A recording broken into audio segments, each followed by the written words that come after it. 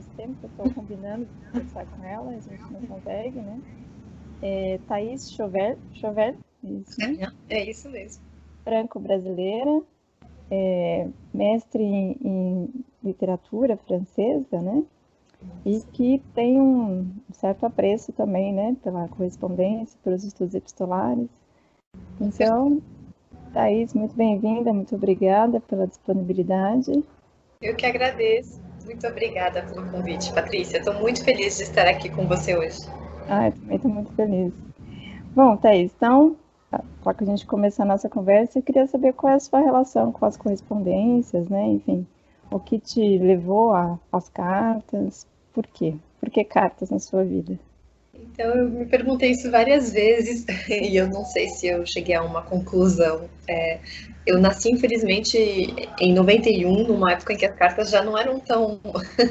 Uhum. Já eram algo um pouco demodê, mas eu acho que a minha história de vida tem um pouco a ver com as cartas, porque meus pais se conheceram. Meu pai, então, é francês, minha mãe é brasileira, eles se conheceram aqui. Mas meu pai veio, ficou 3 meses no Brasil e foi embora. E eles continuaram se falando por cartas. E foi através disso, né, por meio dessas cartas, que depois eles resolveram namorar e se casar. Então, eu não estaria aqui se não fosse por uma correspondência Uhum. que cruzou o Atlântico. E mesmo se hoje em dia, na minha vida eu recebi poucas cartas, recebi algumas da minha avó, que mora na França, quando antes eu morava lá, então eu recebia cartas daqui, mas muito rapidamente isso foi substituído pelo e-mail, que é muito menos charmoso, né? Mas acho que ficou um pouco dessa nostalgia da beleza da correspondência por cartas, como um elo, um vínculo, né? Um meio de comunicação. Então acho que foi isso que me atraiu. A minha avó também muito cedo, ela viajou o mundo todo. Ela foi à África, veio para o Brasil também, morou em Manaus. Ela é francesa, saiu da Borgonha, de um vilarejo, e conheceu assim o mundo todo. E aí ela se comunicava com a família por cartas. Então eu acho que as cartas têm essa maneira, né, de manter um vínculo afetivo que me Uhum. interessa bastante. Então você nasceu de um romance epistolar, basicamente. Digamos que sim, exato. Então tá. Bom, e você estuda romances epistolares também? Eu já estudou e continua estudando agora, né, no doutorado? Isso, no doutorado eu estudo agora as relações perigosas, alguns conhecem pela tradução ligações perigosas. É um Uhum. romance maravilhoso do Laclos, muito bonito. E no mestrado você estudou as cartas persas? Pode falar um pouco se você quiser. Ah, com prazer, até porque as cartas persas em 2021 agora completam 300 anos de vida, de existência, eu acho isso muito impressionante, esse tricentenário. E elas ainda são tão atuais, têm tanto a nos dizer sobre o momento em que vivemos e, enfim, o ser humano que infelizmente não mudou tanto assim. Então eu acho que essas cartas persas, na verdade, é o primeiro romance que o Montesquieu escreveu, um dos únicos, inclusive. Montesquieu, que é então esse filósofo, muito conhecido pelo espírito das leis, mas ele tinha escrito em 1721 uma obra que acabou abrindo, inaugurando o século das luzes na França, são essas cartas persas. Uhum. E, na verdade, conta a história de dois persas que saem da Pérsia e vão a Paris. E de lá eles relatam todo o estranhamento que eles sentem com relação a essa cultura, esses costumes e as instituições ocidentais. Uhum. Forma para Montesquieu de criticar a sociedade, também o absolutismo. E aí eu fiquei muito intrigada com essa obra, porque dentro dela, dentro dessas cartas, tem também uma correspondência entre o personagem principal, o protagonista, que é o Uzbek, e todas as suas esposas que estão reclusas num harém lá na Pérsia. Uhum. E elas são guardadas, vigiadas por escravos, que são eunucos. E é essa parte especificamente que eu estudei no mestrado. Tá. E aí você pegou o embalo e continuou com mais um romance epistolar do Laclau. Exato, porque na verdade, como eu disse, essa obra, As Cartas Persas, elas abriram o século das luzes na França, o Iluminismo, em 1721, e elas começaram esse gênero epistolar na França. Porque até então, na verdade, não tinha um romance epistolar. Já tinha a tradição na França de publicar correspondências, isso se fazia, mas não tinha uma ficção, né, uma correspondência fictícia, e quando ela era fictícia, ela envolvia só dois personagens, essencialmente. Então, realmente, uma correspondência que era de mão dupla, né, que ia e voltava, mas entre duas pessoas. E o romance do Montesquieu, ele é completamente polifônico, ele conta, assim, com mais de 20 vozes. É muito impressionante. E cada personagem é um autor, né, se ele escreve. E ele, então, deu início a essa tradição do romance epistolar, como a gente entende ele hoje. E o Laclos, mas é um começo ainda, a gente vê que ele não é tão desenvolvido quanto vai ser depois o romance epistolar de Laclos. E Laclos vai publicar As Relações Perigosas em 1782. Então é no final do século, quase já na Revolução Francesa. Essas duas obras, inclusive, tanto as Cartas Persas quanto as Relações Perigosas, vão ter alguma influência na Revolução Francesa. As duas, né? Elas contribuem para, por exemplo, desgastar a imagem da aristocracia. Elas contribuem também para a crítica do absolutismo, no caso das cartas persas, do autoritarismo, e no caso das relações perigosas é mais uma crítica social, né, dessa aristocracia muito de ostentação, muito ociosa.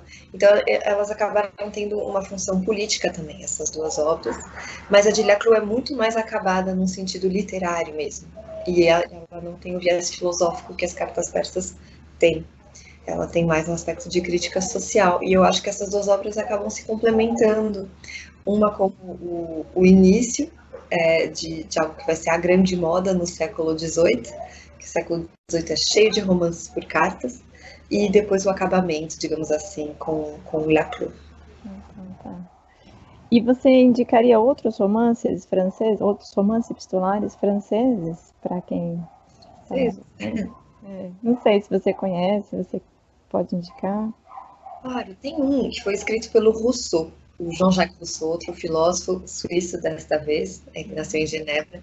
E o Rousseau, que passou a vida dele inteira criticando os romances, dizendo que não eram gêneros sérios, não resistiu à tentação e acabou escrevendo La Nouvelle Héloïse, a Nova Heloísa, que é um romance maravilhoso, é um romance que também tem um viés filosófico, como as cartas persas, e é uma correspondência amorosa nesse caso. E é muito interessante. Esse romance, ele também é um pouco o precursor do romantismo. Tem vários temas ali que vão ser retomados depois pelos românticos, escritores românticos.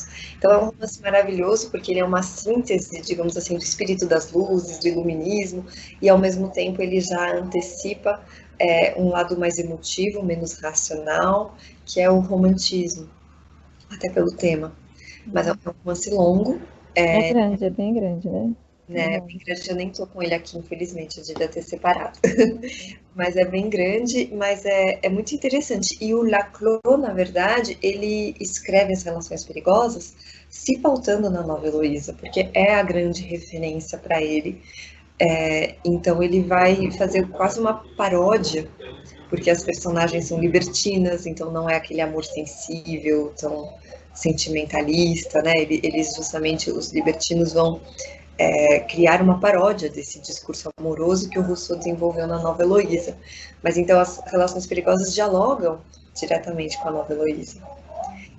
E um outro romance, então, que eu acho maravilhoso é o do Balzac, que é Memórias, não sei como foi traduzido, né? Mas Memórias de duas jovens casadas, de duas moças casadas. Aí é uma correspondência muito menor, né? Essencialmente é uma correspondência entre duas amigas de infância que são muito diferentes umas das outras e que vão ter, as duas têm personalidades diferentes e elas vão ter destinos muito diferentes. E essa correspondência atravessa um pouco a vida delas.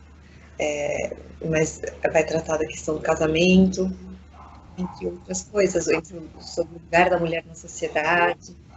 E é um romance do século XIX, que é uma época em que o romance por carta já era totalmente démodé, mas o Balzac não resistiu também e acabou escrevendo um. É verdade, né? Eu tô lendo, inclusive, esse, né? Tô gostando, tô gostando. Um pouco difícil no início mesmo, né? Tem que persistir, tem que insistir. Tem que persistir. Continuando? Bom, então você já falou sobre as suas indicações, né, de dois romances. Você quer falar sobre algum romance brasileiro, epistolar? Você conhece? Eu não conheço nenhum, olha que vergonha. Eu gosto muito, assim, de outros romances, além dos franceses, eu gosto muito do Richardson. Eu Hum, sei que algumas pessoas não gostam, acham ele. Porque tem umas coisas meio polêmicas, né? Nos dois romances epistolares dele, Pamela e Clarissa, mas são romances muito gostosos de se ler. E uhum. o Diderot, que é um outro filósofo francês, né, do século XVIII, acabou escrevendo até um ensaio que é o elogio ao Richardson, que é muito interessante também, porque o Richardson consegue fazer personagens muito humanos, o que até então, talvez nas cartas persas, do Montesquieu e a Nouvelle Héloïse do Rousseau, fosse menos verdadeiro, eles fossem menos autênticos, assim, em termos de pessoas, sabe? Então eu gosto muito do Richardson. E Então outro você que eu adoro, que é por cartas, é o do Goethe, que é Os Sofrimentos do do Werther. Joseph Werther. Eu sempre achei que não é por acaso que ele resolveu fazer uma correspondência, né, um por cartas. Eu acho que é uma referência implícita, né, à Nouvelle Héloïse do Rousseau. Para mim é isso. É assim que eu leio. Então essas são suas indicações, né? O Goethe, o Richardson Isso. e os franceses, né? Mas eu tô aberta, inclusive, se você puder me indicar algum por cartas brasileiro, eu vou adorar. Tem um conto do Machado de Assis que é por cartas, né? Que eu gosto muito, o nome agora me escapa. Ah, eu também não lembro exatamente, mas eu estudei ele recentemente até num curso que eu fiz na Letras. É um curso, desses cursos de inverno, de verão. Extensão. Depois eu vou passar para você o nome também. É, porque eu adoro esse conto do Machado, é bem legal. Bom, e aí se você puder e quiser falar um pouco do seu projeto, você tem um projeto que nasceu agora na pandemia, como muitos outros projetos, né? Pode falar sobre o Miss Lité. Isso. Ah, na verdade, então, a Miss Lité nasceu justamente como você falou na pandemia, mas de um desejo muito antigo. Uhum, Desde muito nova, eu queria divulgar mais a literatura e incentivar a leitura mais literária. uhum, Então, assim, incentivar as pessoas a lerem de modo geral, porque acho que é uma coisa um hábito que vem se perdendo cada vez mais. A gente acaba, porque o tempo para ler é sempre um tempo roubado uhum. e conforme a vida vai ficando mais corrida, a gente acaba perdendo esse tempo roubado que antes era dedicado à leitura, agora a gente dedica às redes sociais essencialmente. E também, por que não, a Netflix, porque a gente já está tão cansado, né? E a gente acaba assistindo algo, o que é ótimo também, mas eu acho uma pena, porque eu noto o quanto a leitura saiu da vida das pessoas. Eu fiquei feliz de um lado, porque eu notei que com o confinamento, o isolamento, a quarentena, as pessoas voltaram um pouco a ler, ressuscitaram um pouco esse hábito, mas eu resolvi incentivar o hábito da leitura através do seu maior inimigo, então, que são as redes sociais, né? Já que está todo mundo na rede social e não está no livro, vou entrar na rede social e vou tentar incentivar, encorajar a pessoa a ler algo. E meu foco é a literatura, porque eu acho que a gente não pode esquecer, é um tesouro, né? Esse patrimônio que a gente tem é um patrimônio mundial. Hoje a gente tem várias vantagens, muitas traduções, livros digitalizados. Então eu queria incentivar isso, e aí eu escolho algumas obras, em teoria mais clássicas até, mas não só, algumas literaturas contemporâneas também, mas a ideia é ressuscitar esses clássicos, fazer a gente voltar a ler para ver o quanto eles ainda fazem sentido para a gente, quanto eles têm a nos dizer, a nos ensinar, tentar reconectar um pouco a gente com esse patrimônio que se não se perde, porque livros na estante, né, ou na biblioteca não tem uma Não função, significam nada, é verdade, né? só querem dizer algo se eles são lidos, né? E você está no Instagram e no Facebook? Eu estou no Instagram, no Facebook, comecei um podcast, tenho o primeiro episódio que ainda não foi ao ar e, na verdade, eu dou muitos cursos também. Uhum. Tem um clube de leitura, por exemplo, que a gente se reunia uma vez por mês para comentar um trecho de uma obra. E por que um trecho? Porque eu acho que, na verdade, hoje em dia a gente acaba sempre falando das obras no macro e a gente conta o resumo inteiro da história. e a gente acaba nem tendo contato com o texto em si, literário, com a beleza do texto, com o estilo do autor. Então, a ideia desse clube de leitura é um pouco diferente, porque a ideia é realmente que a gente se reúne, ninguém tem que ler nada antes, a gente se encontra e aí a gente lê juntos um trecho literário. Eu faço análise literária, uma leitura analítica junto com os participantes. E aí a pessoa, na verdade, vai ter a ocasião de descobrir se ela gosta do autor, gostou do estilo, gostou da história, e aí ela pode decidir se vai ou não ler a obra integral. Mas então é mais uma provocação, um gostinho, um menu degustação, não sei, mas para as pessoas conhecerem, degustarem um pouco desses clássicos da literatura, mas trecho por trecho, e aí a pessoa vê, mas sempre em contato com o texto literário, não só contar histórias, personagens, descrever. Eu queria realmente que as pessoas estivessem mais próximas do que os autores escreveram.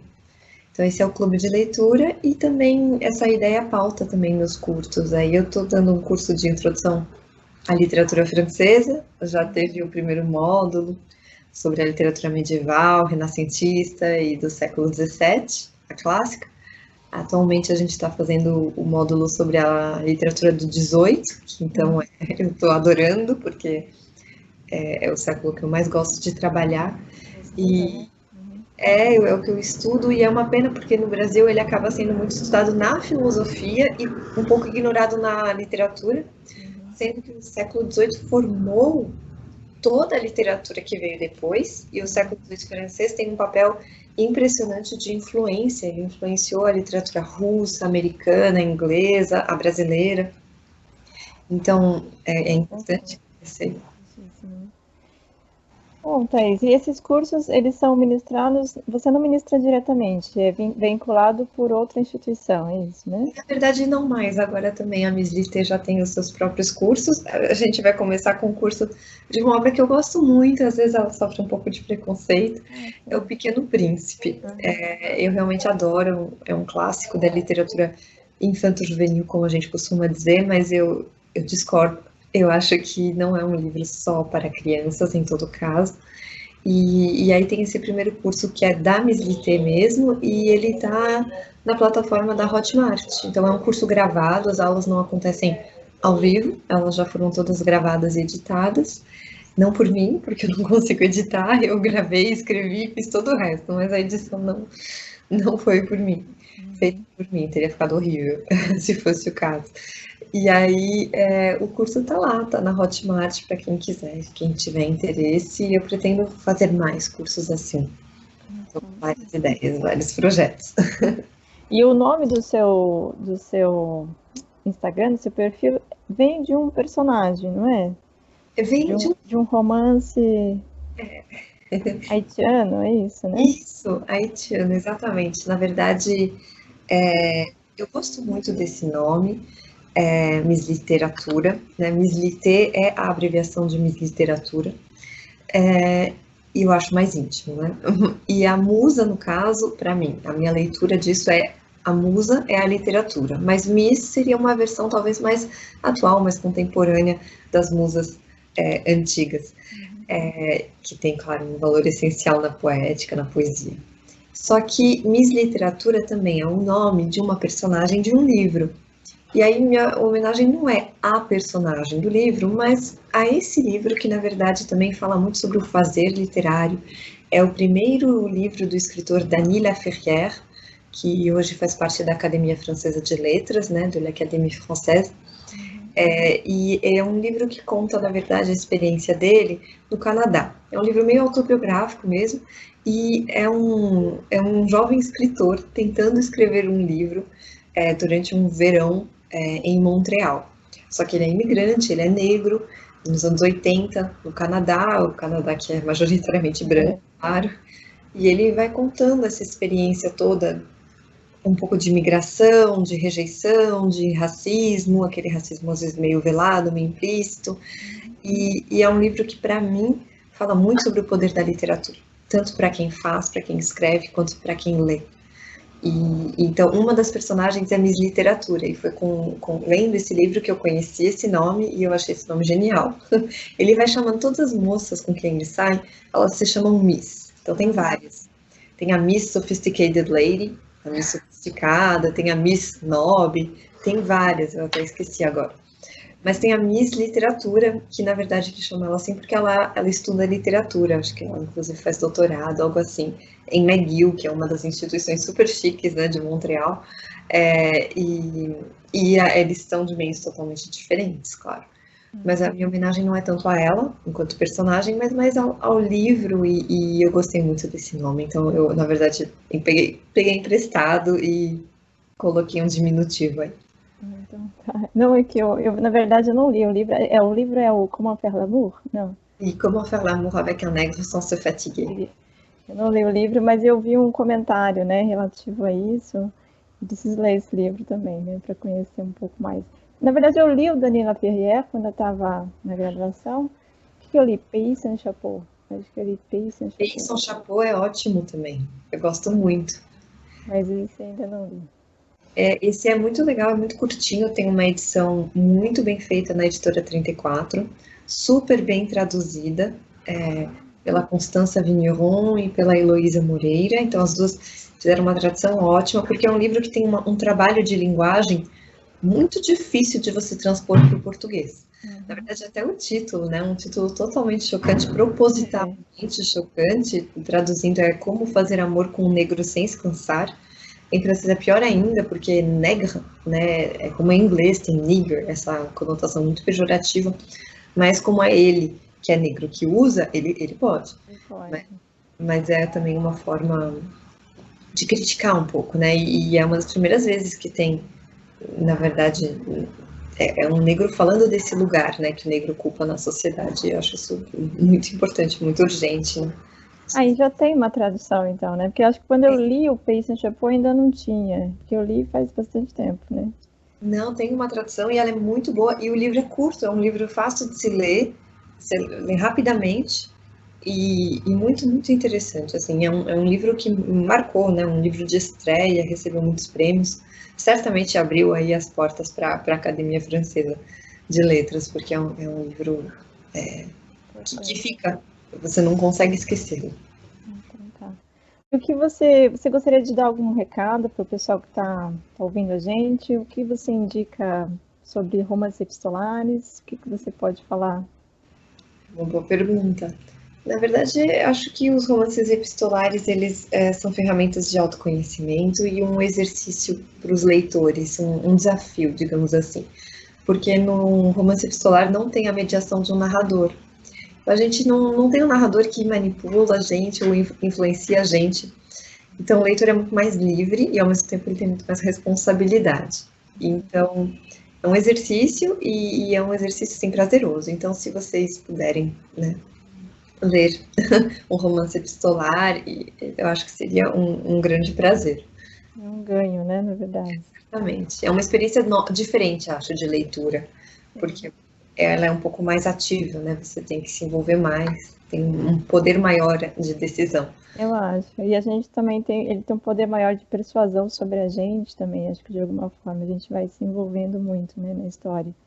Certamente. E aí tem esse lado também, a gente é meio voyeur, né? Porque tem essa correspondência que, em teoria, é íntima, né? Secreta. Uhum. Secreta, e a gente tem essa postura que às vezes é um pouco desconfortável, mas ao mesmo tempo é interessante, né? Todo mundo quer dar uma olhadinha, né? Quer saber. São romances que acabam sendo mais íntimos, na verdade. Então é isso, Thaís. Bom, muito obrigada mais uma vez pela sua disponibilidade, pela simpatia, né, de ter atendido o meu convite. Desejo muito sucesso para você com seus projetos, com o Mislité e todos os outros, né? Muito obrigada. E a gente continua em contato. Com muito prazer mesmo. Obrigada por esse convite maravilhoso e vamos nos falando muito mais. Ótimo. Muito obrigada. Bom dia. Tchau, tchau. Vai se cuidando. Tá bom, você também. Cuide-se. Até mais. Tchau, tchau.